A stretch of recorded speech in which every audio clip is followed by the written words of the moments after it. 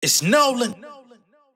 Now, before we get started, make sure y'all hitting that like button. Make sure y'all sharing it on your respective platforms. Let somebody know what we're doing today. Now, let's get into the show. It seems I've been missing from the scene, but I'm always coming right back. In the city, just a couple niggas with me, cause I know I gotta watch my back. And I'ma be the realest when the dog falls out. And I'ma still be standing when the sky fall out. They say it's gang gang till it's time to roll out. But when them things bang, where them niggas at now? Real nigga for life. They thought I disconnected from my essence, huh?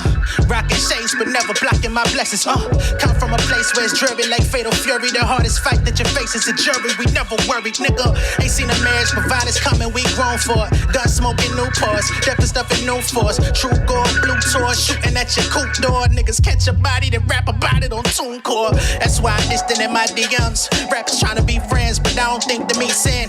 I've been on some business building LinkedIn, signature like in stores. Won't even touch your fucking track without an invoice. Develop habits to elevate in my brackets. I notice most of my peers to get comfortable being stagnant over 10 years. Trying to plant my feet in the ground, but not a taste of victory is about as sweet as it sound. Yeah.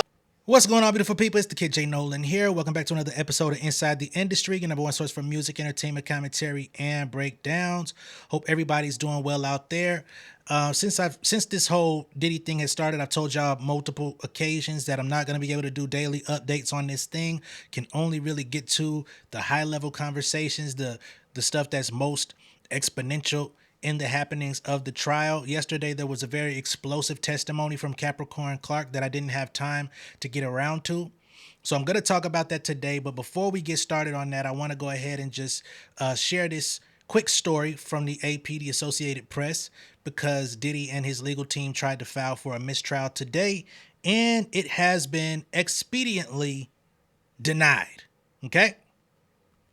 So here we are. Judge quickly rejects mistrial request at Sean Diddy Combs trial.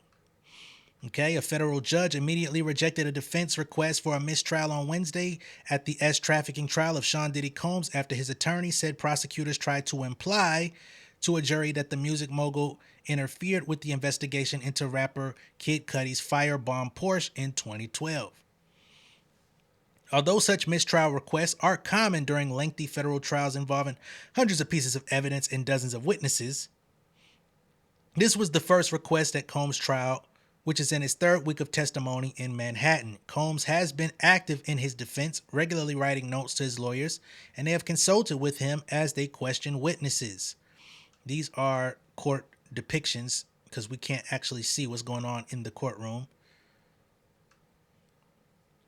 Judge Aaron Subramanian instructed the jury to disregard testimony about the destruction of fingerprint cards that occurred months after Cudi's car was set ablaze. Weeks before that firebombing, Combs became enraged when he learned that Cudi was dating Cassie, the singer who had a nearly 11 relationship with Combs from 2007 to 2018.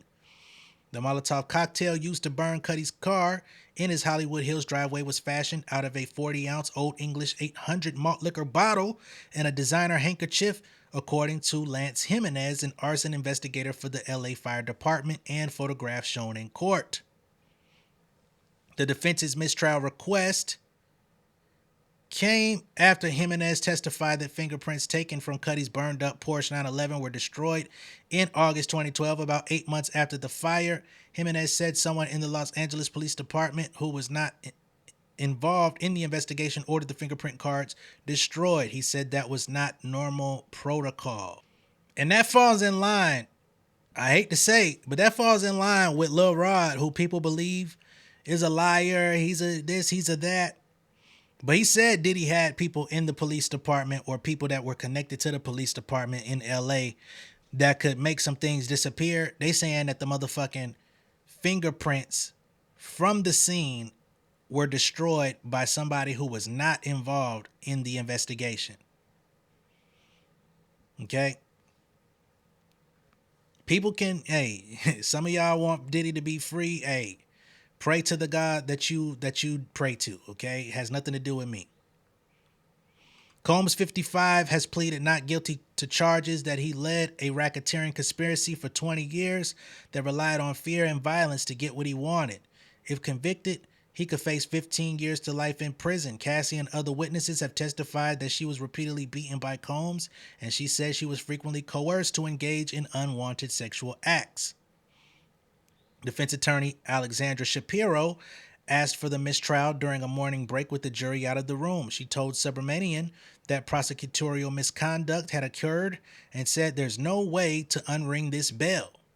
She said prosecutors were on notice during jury selection that some prospective jurors had to be eliminated from consideration for the jury because they believed Combs could buy his way out of the racketeering conspiracy he's charged with. These questions were designed to play right into that. Defense lawyer Mark Agnifilo called the prosecution's conduct outrageous, which I'm not understanding because we went through the actual transcript of jury selection. Everybody had their choices. Now all of a sudden there's an issue. Assistant U.S. Attorney, Combs' lawyers argued that the prosecution's questions and Jimenez's resulting testimony was highly prejudicial because prosecutors were suggesting that Combs had something to do with the destruction of the records. I don't think he even said that, but maybe I need to see more of the context before and after the question, right? Because if he just suggests that somebody that came in and destroyed it that wasn't a part of the investigation, I mean, what's the problem in telling the truth if that's what you understand the situation to have been? Assistant U.S. Attorney Christy Slavic said a mistrial is absolutely unwarranted here. She said the subject of fingerprints was raised to counter defense suggestions through questions posed to the other witnesses that the car firebombing was poorly investigated and that the area was not canvassed for fingerprints. Okay? Is there more to this? No, I hate how people end their fucking articles. It kills me every time. So that's that. Mistrial denied. All right?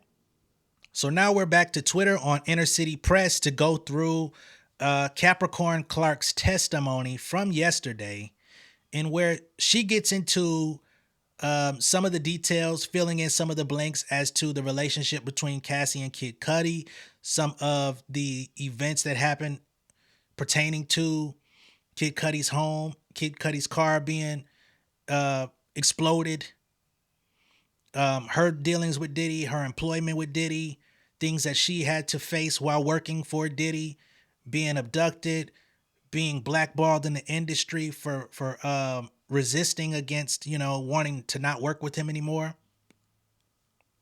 So here it goes. Jury entering. Judge says, welcome back. Call your next witness. U.S. Attorney says the government calls Capricorn Clark. Where did you grow up? She says, born in San Francisco, moved to L.A., worked for Def Jam. Then Death Row Records, a late 90s gangster rap label. Okay, so she used to work for Def Jam, but she also worked for Death Row. Then she went on to work for Bad Boy. Okay, from Death Row to Bad Boy.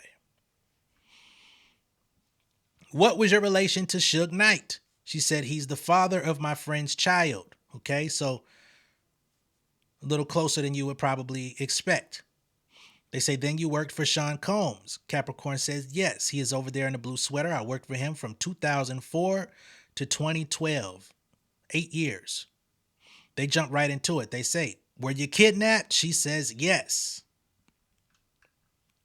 U.S. Attorney says, when did you first meet Mr. Combs? Capricorn states, when I moved to NYC in 2002. We were super platonic friends. A headhunter said I should work for him as a personal assistant. I did until 2006. I've never used that term in my life, headhunter, other than playing football. So I don't even know what that even means, but I'm guessing it's somebody who was like trying to help her find work. They asked her duties. She said, shadow him from wake up. Damn. Personal assistant, you got to be with that motherfucker 24/8. Then what? She said, head of women's for Sean John. They asked for how long. She says a year. Then global brand director for Sean Combs. Name and likeness, due diligence to grow the brand. Then I was terminated until 2016 for Cassie Ventura. Okay, so 2012, I guess, she got up out of there. And then she went back 2016 for Cassie. My bad. Did you work in this building? It's a photo of Bad Boy Records office. Capricorn says, yes, we moved there in 2005. Unfortunately, I don't have the photo, okay? They say, your first day, where did Mr. Combs, take you? She says, Central Park. After dark, along with Uncle Paulie, he looked like a linebacker. Okay? They asked, does this photo look like him? She says, no, he doesn't have on the black shades he wore all the time. What did Mr. Combs tell you in the park? Capricorn states that since I'd worked for Suge Knight, if anything happened, he might have to kill me. Objection! Judge says, overruled, proceed. Okay, so they ain't wasting too much time, man. She was threatened. Hey, cause you close with Suge, I might not have to knock your ass off one of these days. Who knows? U.S. Attorney says, how did you take it? Capricorn responds, seriously, it had gravitas. How did you react? She said, I didn't have anything to do with that stuff. Objection! Sustained, Miss Steiner. What was Paulie's role? Capricorn Clark, all aspects of Mr. Combs' movements to keep him safe. There were also D-Rock, Roger Bonds, and Ruben. Roger Bonds' name comes up once again. D-Rock name comes up once again. Who's D-Rock? A good friend of Biggie Smalls, running back type body. Did you ever observe Mr. Combs with a gun? She says, yes, in my home. I ain't just see it. He was in my crib with it. And did he talk about it? She says, Mr. Combs told Chris Lighty he had a gun. He had a problem with 50 Cent. So now we're getting into 50 Cent beef. Right?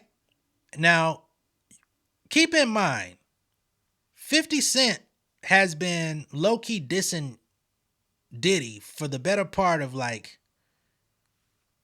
18 years. Okay? They've showed up on stage together a couple times. They've collaborated a couple times. 50 tells a story of Diddy offering to take him shopping. 50 Cent came out and was the first person I had ever heard mention videos of Cassie. And he specifically said that it was men having sex with her. Diddy was not. He was watching. He said this in a Who Kid interview many years ago, at least a decade. So what publicly looked like friendly banter or competition, it's now being exposed as beef, where he actually had a gun telling Chris Lighty something. Okay? And Chris Lighty is a legendary manager, Violator Management. Go look him up. All right? Were you ever accused of stealing? She says, yes, jewelry. It had been given to me. It was on loan. Okay. It went missing. She says, yes. What did you do? Capricorn says, from Teterboro, I called 1440 and told them to lock it down. What did Uncle Paulie do? She said he questioned me 3 hours. You went home? She says to Queens, yes. With Uncle Paulie, he searched my house. Excuse me. Where did Uncle Paulie take you? She says to 1710 Broadway. It was dilapidated. It was being fixed up. But I didn't know that. Uncle Paulie took me to the 6th floor. The door was locked behind us. There was a 6-foot folding table. Strange. And a heavy-set man. Okay? Took her to a dilapidated building, which I'm quite sure was a very frightening scene for a woman being taken by some big-ass linebacker dude. You go in there and you got some other big-ass dude with a folding table in there. The fuck is this for? They ask, can you describe him? She says, 5 of me, 2 linebackers. He was chain smoking. Did Uncle Paulie stay? She says, no. Intermittently, he came back. What did the heavyset man say? She says, I was there to take a lie detector test. What did he say would happen if you failed the lie detector test? Capricorn says that they would throw me in the East River. Objection! Can we have a sidebar? They go into the sidebar. We're going to skip ahead. Inner City Press is back at it. Okay. Miss Steiner, you may proceed. What was his demeanor? Capricorn says, very serious. I was terrified. Did you want to be taking the test? No, I was afraid. How was the test? She says, wires on you and they question you. Did I steal? Did he tell you the results? So they're now hooking her up to take a lie detector test. Did he tell you the results? Capricorn says he said to calm down, that he couldn't get a good reading and he might have to throw me in the East River. So once again, it's the second time of her being threatened to be thrown in the river. And of course, people don't just get thrown in the river while they're alive. You clap them first, then you dump them. So I've heard. Okay? So he said, hey, this motherfucking lie detector shit ain't coming through clear. You need to calm that shit down. Because if I can't get good answers on you, the answer is death. Okay?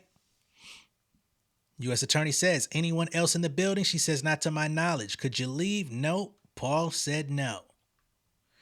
All right. What did Paul say at the end? She said that he'd come back the next day to figure this out. We started again, another lie detector test in the same location all day. Were you free to leave? Capricorn says no. How long did this go on? For 5 days. She was lie detector tested for 5 days straight, being threatened that if these answers don't come out the way they need to, you will be face down in the river. Did you tell anyone where you were? Capricorn says, no, I was just trying to survive it. I worked under an NDA. Objection! Judge says sustained. Jury should disregard that last answer. Which, yeah, I get it. You exercise your rights in court, but I thought we knew that. What would you have been doing? Capricorn says shadowing Mr. Combs. What happened after 5 days? She got to return to work, that Mr. Combs would see me the next week. Did Mr. Combs ever discuss it with you? No. So he acted like he don't even know what the fuck going on. Why did you continue to work with Mr. Combs? She says, if I left, they think I stole. Like, you know, you don't want to build any suspicion. Like, oh, okay, you made it through the lie detector test, but now you want to get from around here? That's suspicious. In their mind. Now, in my mind, I'm going to get the fuck up out of here as soon as I can. I don't give a fuck what you think. But maybe she didn't have the resources, you know? So U.S. Attorney says, what were your days like? Capricorn says, from his townhouse at 74th Street and Park in the morning to Daddy's house studio at night. Hold on. All right, y'all, we back. So 74th Street and Park in the morning to Daddy's house studio at night. How much sleep did you get? She says, on a good day, 4 hours. On a bad day, 2. So she's sleeping 4 hours a night on a good night. On a bad day, 2 hours. She says, I got a stress condition. I was paid $55,000. I'm guessing that's salary. She getting paid $55K to shadow this nigga all day, all night. God damn. I'm gonna need a little bit more. They say, did you get paid overtime? She says, no. I spoke to the head of HR. She said I was owed $80,000. How did Combs respond? She says he ripped up the paper. So she confronted Diddy, said, hey, HR says you owe me $80,000. You jipping me out of my motherfucking salary. Right? Diddy get the paper, rips that motherfucker right in front of her face. Would Combs stay at hotels? Yes. With whom? She says Kim Porter once a week. What names would he book under? Capricorn says Frank Black, Frank White. Okay, so this Frank Black stuff is continuing. Remember, that's what Cassie said as well. And others have reported Frank Black. The Punisher, all these other people, right? They ask, and the girlfriends, Jackie Starr. So they using the same ass names. Even Cassie went by Jackie Starr, didn't it? She's saying Kim Porter went by the same alias. Ain't that some shit? You just switching out ladies and they going by the same name. Where did he stay? Intercontinental, Buckhead in Atlanta, Beverly Hills Hotel in LA. What were in his bags?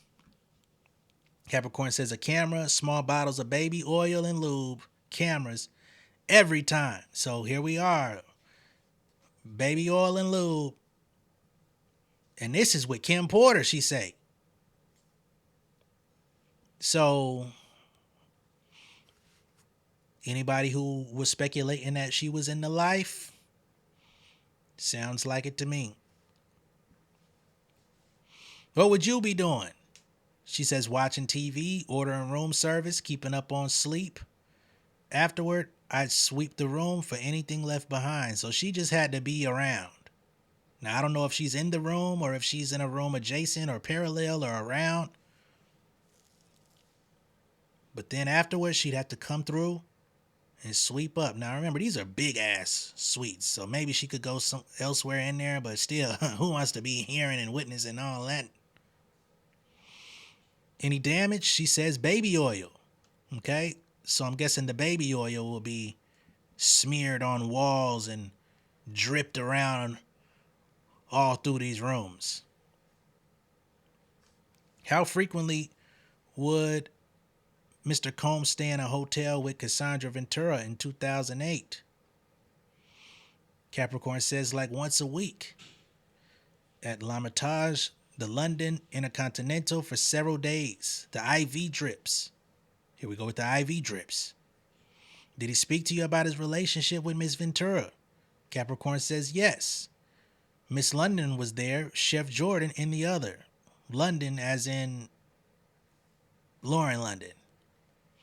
He called Cassie over, asked her to walk there, hand me that, go back in the other room. She did it. Okay, so this is a time where Miss Capricorn was there, Lauren London was there, and Chef Jordan was there in another room. He calls Cassie over, asked her to walk there, hand me that, go back in the other room. She did it. What did he say? He said, you bitches won't do that. That's why you don't have a man. Meaning, y'all won't obey his orders or a man's orders. Y'all are not subservient enough to a man. Therefore, this is why you don't have one. Sounds like some of the content people consume on a daily basis, don't it? They ask, what did you say? Capricorn say, you motherfucking right. You motherfucking right. In the courtroom. Bitch ass. Did you observe Mr. Combs obtain drugs? Capricorn says a girlfriend in New York, in LA from one stop. Molly, ecstasy, delivered to Puff or to me. Once again, this is the second time I've seen, or not the second time, this is actually many times, but somebody tried to debate with me about whether or not they were using Molly or ecstasy because they were saying it was ecstasy. And I'm like, yo, there's clearly talk of Molly as well. So here, once again, we see both. Delivered to Puff or to me. Did he ask you to get drugs for him? She says yes. Ecstasy. Excuse me. And in the south of France, Capricorn says he asked me to go get cocaine. I said, for who? Why? Capricorn says, I wasn't going to do it, given how my mother died. Objection! Sidebar! So she said, I ain't getting no motherfucking cocaine. My mama died off drugs. I'm guessing. Go to the sidebar, they come back. Who did Mr. Combs say the drugs were for? Capricorn says, he said, not me. Did you get them? She says, yes, through the Spanish security guard. He also got prescription drugs in my name. Here we go. Here we go. Somebody else that's getting prescriptions in their name for Diddy. They were in the toiletry bag I carry or security. All his assistants was getting drugs in their name for him. Prescription drugs.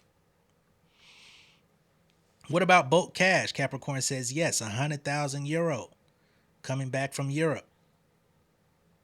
Where'd he get it?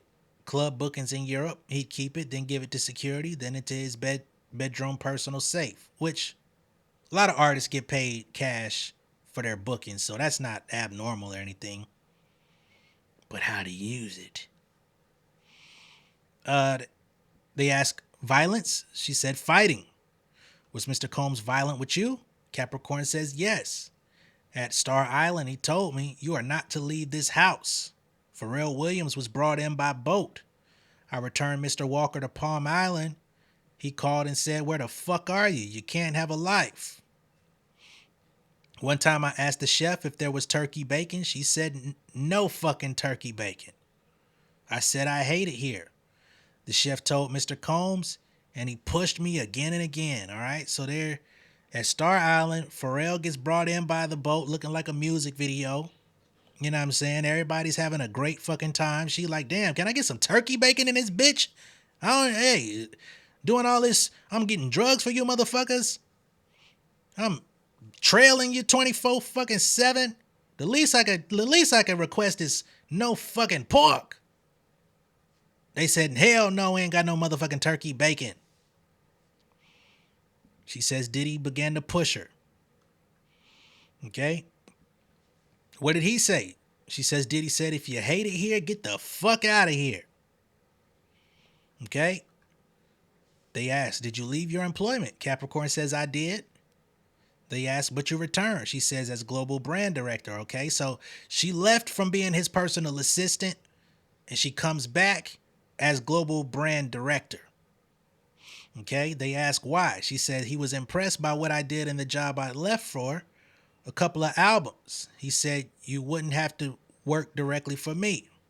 Okay. So he gives her a different job where she's not in such close proximity. They ask, what were you doing for Ms. Ventura? She says, managing her image, maximize the optics for her. For Sean Combs, he had final approval on everything. Okay. In LA, where did you live? She says, a gated community. We had followed Kim Porter there. Interesting. Where was Miss Ventura? Capricorn says, in New York on West End. She would come to LA and stay with him or me in a hotel. So this was before Cassie even moved to LA. They say, who else was Miss Ventura seeing? Scott Muscuddy, Cuddy. How'd you learn that? She brought him to my apartment. Okay, so she, just one day she bring Cuddy to the crib. What did she say? Capricorn says she texted me. They were going to this public place in LA. I told her it was a bad idea and to delete the text.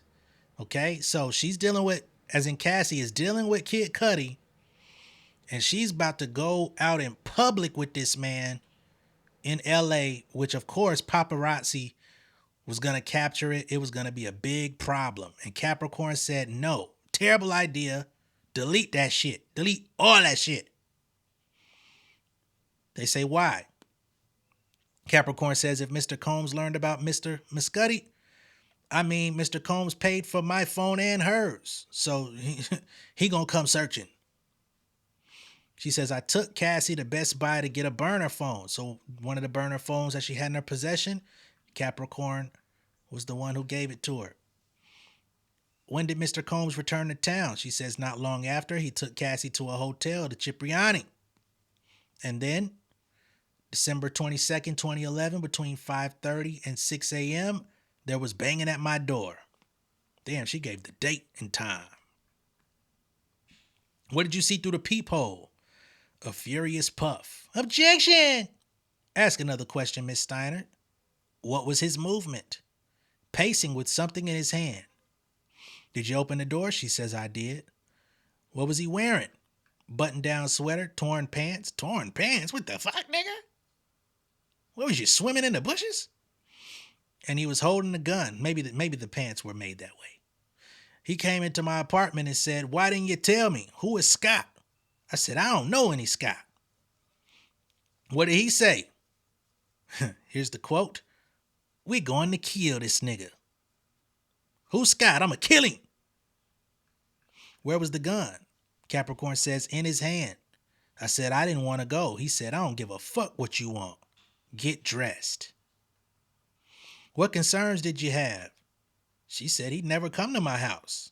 Did you try to escape? She says no, I got dressed. A man with a gun come to your house saying you need to get the fuck up and move with him, you probably gonna get the fuck up and move with him.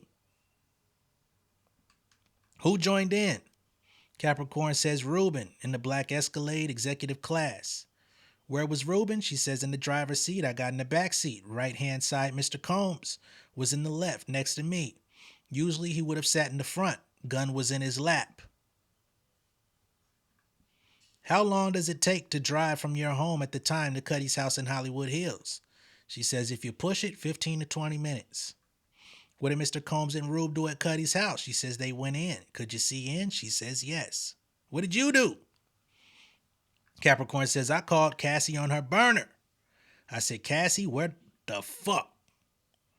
I told her Puff was at Cuddy's house. Then I changed her number in my phone to my best friend Stormy. Okay, so she was trying to cover the tracks up so that Diddy wouldn't be going through her shit. And if he did, he would see that these communications were happening with someone else rather than Cassie. What did you hear on the phone? Capricorn says that Scott was at Cassie's. When did Mr. Combs come back? She says he took my phone and called the last number. So he, whoever you called, motherfucker, I'm calling him back to see what the hell going on. Then I saw Cuddy driving up. Mr. Combs saw my face and said, that's that nigga right there. Shit.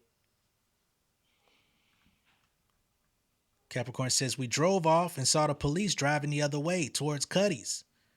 Puff was pulling himself together. We stopped at the Key Club and he told me to call Cassie. So Diddy and the other guy went in Cuddy's crib. They moving stuff around, fucking with his gifts. Locked the dog in the bathroom. You know, doing some little shit in there. They come back out. They see Cuddy. They see police. So they get the fuck out of Dodge. Okay? What did he tell you to tell Cassie? Excuse me. That he had me and wouldn't let me go. Okay, here we go. Once again, she's stuck. I got Capricorn with me and she ain't going nowhere. How did Miss Ventura respond? She said, okay, come get me. She was calm. Okay, so she said, shit, all right, I don't want you fucking up her day. So just come get me. Who drove you home? Ruben. What did Mr. Combs then tell you? To convince Cuddy not to say that it had been him at his house, I picked up Cassie. So at this point, she's saying Diddy told her to contact Cuddy and say, hey, please don't tell anybody that Diddy was up in your shit. Where did you go? We went to Cuddy's and tried to convince him not to file a police report. What did you tell him? That Puff came to my house with a gun. So now she's informing Cuddy like, yo, this nigga tripping. He crazy, all right? He came to my house with the heat. I don't know what this nigga gonna do, but please do not push this any further because shit could go bad for all of us. It's not just you involved with this, right? What did you tell him he said? She says, if you tell on him, he'll hurt us all. Okay, see? I hadn't even gotten there. What was Cuddy's reaction? She says, mind blown. Objection! Sustained jury will disregard. What happened at the house? So now we get back to Diddy. She says he was kicking Cassie again and again.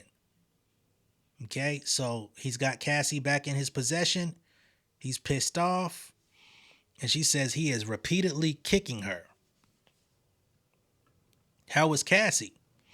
She says Cassie was in a fetal position. Mr. Combs kicked her all the way to the street.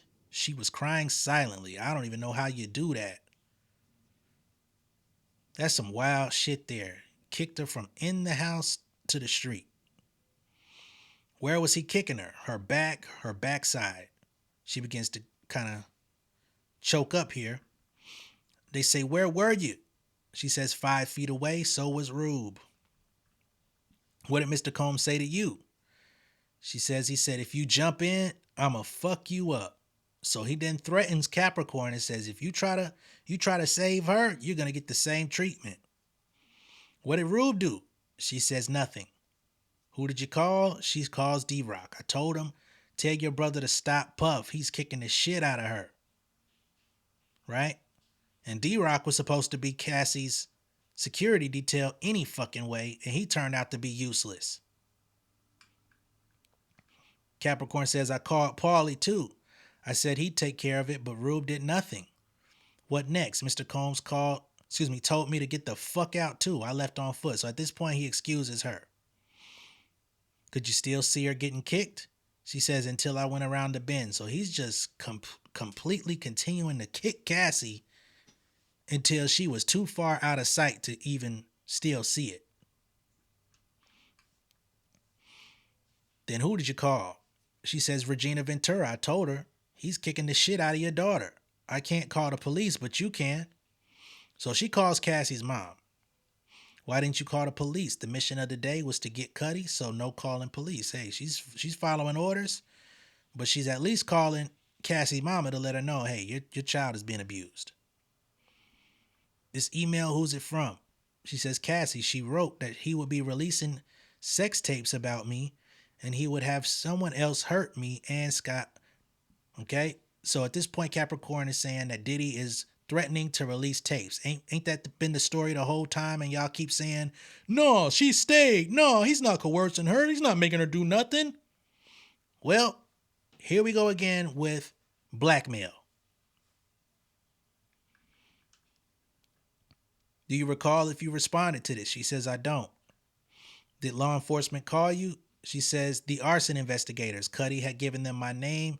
I hung up on them. I just wanted this over. What did Mr. Combs say to you? He said, I should kill you bitches and I should cut her face. Right? So he says, I should kill y'all and I should cut her face. Like, because, you know, Cassie's a model. The one thing she had going for herself was beauty. She wasn't putting out no music, but she could model for Sean John or what have you. She could, you know, be the fashionable it girl. So he says, I should cut her face. How many times did Mr. Combs threaten you? She says, I'd say 50 times. D-Rock was there just doubling down on whatever Puff was saying in the moment. Yep, D-Rock, useless. He doubling down on whatever Puff's saying. He's a parrot. They ask, who is Harv Pierre? She says, the president of Bad Boy. I told Puff had kidnapped me. What did Harv Pierre tell you? She says, he said, that's crazy, but it's going to be okay. I got a termination notice. I was accused on not properly putting in for the vacation I was on. Had you put in? She says yes to Harv Pierre. So even Harv was on some bullshit. He talking about, oh, that's crazy, but it's going to be all right. Next thing you know, the vacation she was on, they say you didn't properly do it. So when they talk about enterprise, here's your enterprise, niggas. Did you lose benefits? She says all of them. Health, 401k, my house, and car. She lost all her assets. Okay? What did Mr. Combs say? She says that I would never work again, that he will make me kill myself. So at this point, Diddy cut her water off and said, you'll never work again. I'm going to make you unalive yourself. Did you get a job offer? She says, I did, but it fell through. I couldn't get a job. Did you settle with Mr. Combs? She says, in October 2012 for objection. Can I approach? Okay. During sidebar, here's Court Art of Capricorn, courtesy to Inner City Press from Elizabeth Williams. They're back. Aside from the settlement agreement, do you have any other pending litigation against Mr. Combs? She says no. Did you go back to work for him? She says 2016. No one else would hire me. Cassie had a new record deal with Epic. So this is around the time Cassie was hoping she will finally get to put out album number 2. This is also the same album number 2 that Tiffany Red has been saying that she worked on, wrote records for, helped get producers for, everything, that was never given clearance to be released. Okay? Nobody would hire, so she ended up going back to Puff to work with Cassie. Who did you have to get approvals from? She says Sean Combs. Cassie was taking more drugs. At this point, she fucked up in the game, you know. But we don't really know she fucked up in the game because she's putting herself together when she's coming outside. Was she still dating Mr. Combs? She says yes. In December 2023, why did you retain an attorney? She says, I was traumatized by Cassie's civil complaint. Her complaint did not reference me. I reached out to Mr. Combs and said, I want my life back. You kidnapped me. Objection! Overruled. Was there a discussion of you working for Mr. Combs again? Yes, as chief of staff. Now, that do look a little suspect. I ain't gonna lie. I gotta be honest. Because ain't no fucking way I'm coming back as your chief of staff. Bitch, you better pay me out. I ain't finna work another day for your motherfucking ass. Excuse me? Pay me out. But I guess, you know, because he had given Cassie, what is it, 20 million, something like that? 30 million? So I guess he said, shit, I'm not liquid right now. I can't give you a shit. So I guess she had to settle for a job. I'm just guessing. When did you last speak with Miss Ventura? She says in 2018. Kid Cudi, 2012. No further questions. Judge Blake Agnifilo comes in. So this is now Diddy's defense getting a chance to talk to her. They say, can I start? Judge says, well, we're taking a break. They're back after the break. Judge says, Mrs. Clark, you are still under oath. Agnifilo gets to it. We met in April 2024. You had a lawyer, Brian Friedman. Capricorn says, yes. You wanted to come back and work with Mr. Combs, right? She says, we discussed it, yes. You saw Miss Garagos taking notes? Capricorn says, yes. You said you didn't think Cassie was good for Mr. Combs. Why? Capricorn says, I just thought they were toxic. Tell me about when you were in New York. She says, I was in the Bronx. I hated it. Shout out to the X. As in the BX. Capricorn says it was 2002. I met Jeanette, then Mr. Combs. I think Janetti. We'll just keep going. Fuck it. No, Jeanette. I'm thinking about D-Dot. Nope. Then Mr. Combs in 2001 was the World Trade Center thing. Then I met Mr. Combs. He wasn't doing drugs, right? She says he did ecstasy in Daddy's house. You tried to imply that he wasn't on, and she said he was already on that shit. But it got worse. She says yes. You authorized Mr. Freeman to seek a job for you? She says it was all very procedural, lawyer to lawyer. But you were told you couldn't be given a job in the middle of the investigation? She says, I don't remember that. Hands her a sheet, says, read this and let me know when you're done. Do you remember saying you had the biggest crush on him? Objection, 403. Mr. Agnifilo, state of mind. It's being offered for the truth. We had a stip on this. Sidebar, they're back. Agnifilo says, you called him Choc for chocolate? Capricorn says, I did. So now they're trying to exploit a possible crush or a romantic interest that Capricorn may have had in Diddy. You started with Def Jam, Run DMC. She says, I don't go back that far. I'm more Foxy Brown, Redline, Jay-Z, you know, 90s, not the 80s, nigga. Says, so how did you come to work for Mr. Combs? She says, I put my resume on Monster after the World Trade Center thing. He said, you'd work for me. I was like, maybe. He was acting on Broadway and Raisin in the Sun. I was impressed. He had a major part. She said he was a star. He was at that time. Then I shadowed him on the Vote or Die campaign. My job was to get the t-shirts on the celebrities and into the photo shoots. I'd call them and say Puff wanted them to come. And they came? Capricorn says they did. How long before the jewelry missing thing? She says it was about 4 months. 4 months into her job, she's helping this nigga get this whole Vote or Die thing, which was a major thing for Diddy at that time. If you got to live through it, you saw it. That was a big moment for him where he made this whole campaign getting motherfuckers to vote. 4 months into the job, now you're getting kidnapped, being asked about jewelry. On the 4th of July, he threw a white party at his home on the Hamptons that year with Vote or Die. When did the jewels missing happen? After July 4th. The jewels were still on loan from Jacob the jeweler. Who else got lie detector? She says Mike B, his stylist, he too had gone to street level of 1440 for manicures. The lie detector test was the next day. They ask, you never told HR? She says no. She says, I got fired for 3 weeks. Agnifilo said, how did you get unfired? I went to work on his 35th birthday at Cipriani to do the celebrity list. I came back. 2004 to 2006, she says, not all. As his personal assistant, then she says, then liaison. I was making $65,000 for Combs, then 90 at Jive. I'm guessing 90,000, not $90.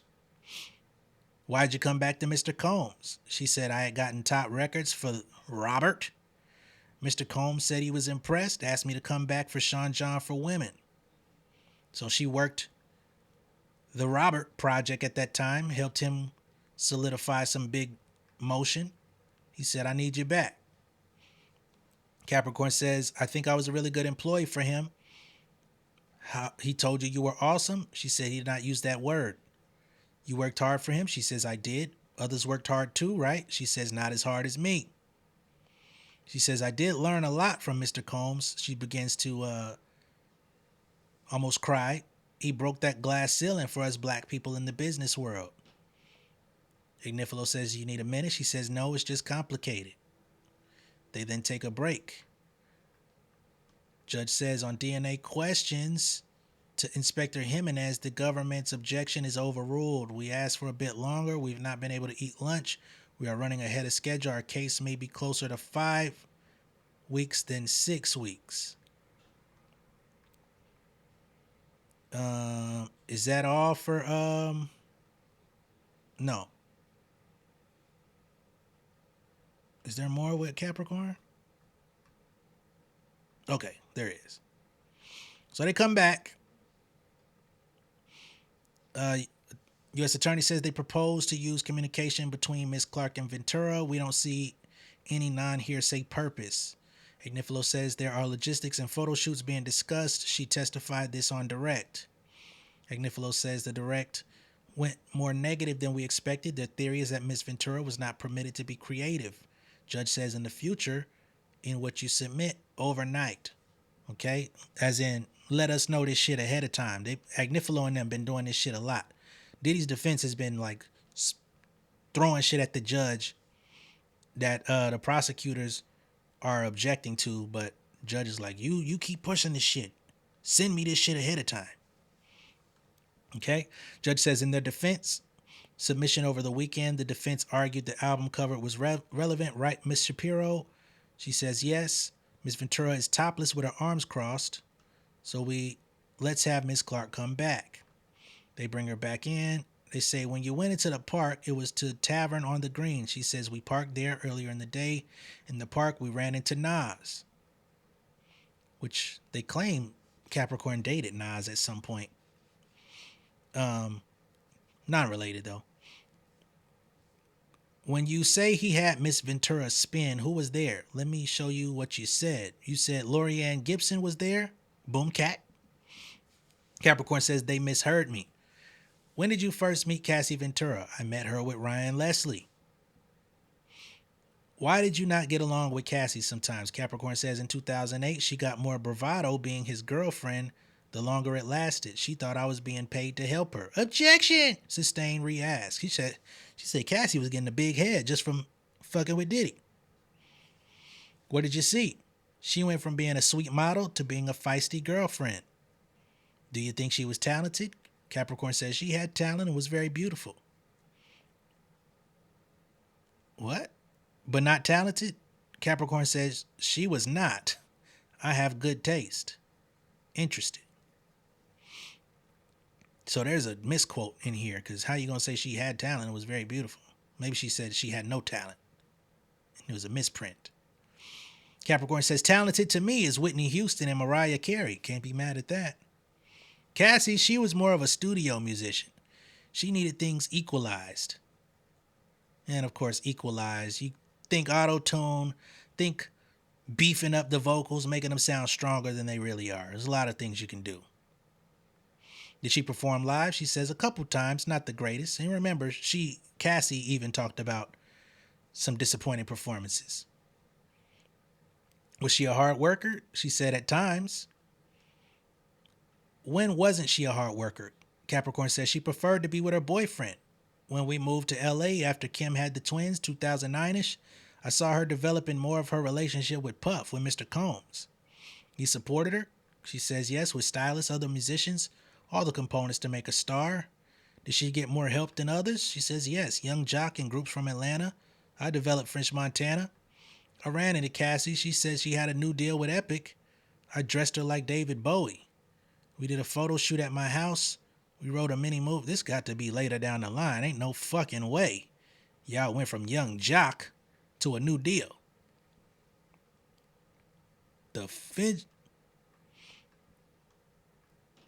We wrote a mini movie and shot it for the project. So I guess this got to be maybe 2016 or something. What about Official Girl? Super cute video. King of Hearts. It was fresh. Puff liked it. Cassie had a green wig. Yes, we moved to admit this witness.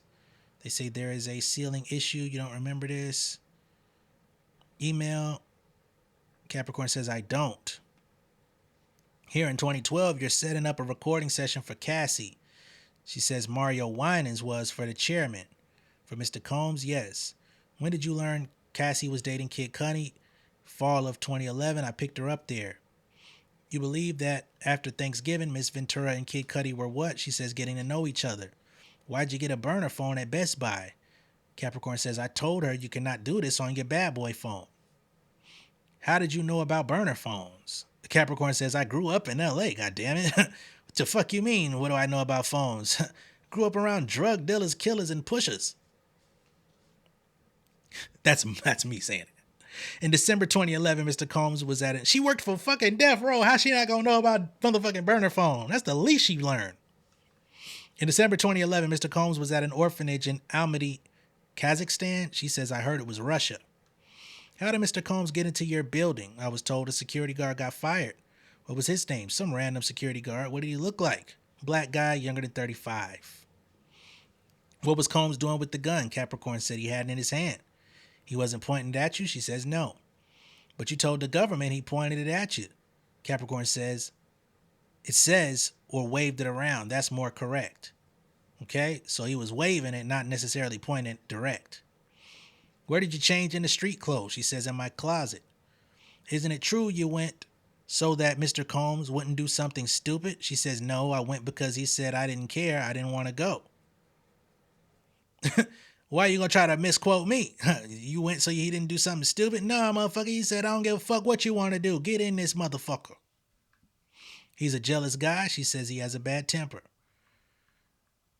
To the Escalade, did you pass a security guard? She says, I saw him in his little hut. Mr. Combs was behind the driver with a gun on his lap. You made a call? She says, not then. Of course, it was after they got out the car. Did you look at Kid Cudi's door to see if they could get through it? She says, I was not really paying attention. I was so in my head trying to plan my next step. I was praying that Cudi was not in there. Did Cassie have 2 rooms? She says Cudi took her to one room. She had another. You are 100% that you called and told them Puff had a gun.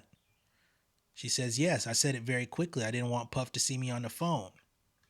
Did you say that Lauren London was on the phone with you and Cassie and Cudi? She says, no, only part of the time. So Lauren London name comes up again. She says, I wanted someone to know where I was. What did you tell her? I'm scared of mountain lions. Which, when you live in the mountains, or the hills and stuff like that, you do have to look out for those. Mountain lions, she says, I don't know if you know the Hollywood Hills. Coyotes? Maybe Lauren was on the phone, maybe. It's such a long time ago. Are you aware that Lauren and Mr. Combs were friends for years after this? She says, yes. I wonder if they're going to subpoena her at some point. Then you see the Porsche coming up the hill. She says, yes, Cudi in the black Porsche. He stops next to us, then speeds off. We chase him. Then he loses us. We turn away. Then we see police passes. You go to pick up Cassie and go where? She says, Cudi's house. There was ADT there. Then you go to Mr. Combs' house and you say you see Mr. Combs kicking Cassie there and even in the street. She says yes. You hung up on the fire inspector? She says I did, which her story is remaining the same between both lines of questioning. She says when you were on vacation, Agnifilo says when you were on vacation, it was with who? She says Rihanna. After you were fired, what job did you get? She says I was hired by Chris Lighty to work for 50 Cent. Here comes 50 and Chris Lighty again. Here you wrote to Mr. Combs, one day you'll forgive me. Anyway, be well. Interesting note. She says yes. You wrote on February 28, 2015, your grace period to be mad at me has surpassed the agreed time. LOL. You wrote that? She says, yes, sir. Please read that out loud. She says, I wrote. She was never my friend. She wanted me gone, I realized. Okay, so she thought that Cassie was her friend. She came to the realization that they never really were. Did you think Cassie wanted you gone? She cried. She says, sorry, this is complicated for me. I felt that I was Puff's protector. I felt I was the only one gone. She was still there, and things were getting worse. I tried to keep professionalism as the goal. Ignifilo says you thought you could be his protector. She says it was to move the ball toward the goal, to inspire.